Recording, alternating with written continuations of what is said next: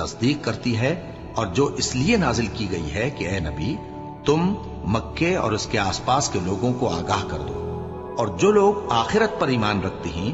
وہ اس کتاب پر بھی ایمان رکھتے ہیں، اور وہ اپنی نمازوں کی پوری خبر رکھتے ہیں۔ اور اس سے بڑھ کر ظالم کون ہوگا جو اللہ پر جھوٹ باندھے یا یہ کہے کہ مجھ پر وحی آئی ہے حالانکہ اس پر کچھ بھی وحی نہ آئی ہو، اور جو یہ کہے کہ جس طرح کی کتاب اللہ نے نازل کی ہے اسی طرح کی میں بھی بنا لیتا ہوں۔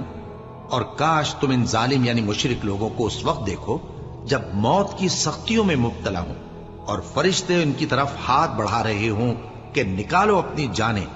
آج تم کو ذلت کے عذاب کی سزا دی جائے گی اس لیے کہ تم اللہ پر جھوٹ بولا کرتے تھے اور اس کی آیتوں سے سرکشی کرتے تھے۔ اور جیسا ہم نے تم لوگوں کو پہلی بار پیدا کیا تھا ایسا ہی آج اکیلے اکیلے تم ہمارے پاس آ گئے، اور جو مال و متاع ہم نے تمہیں عطا فرمایا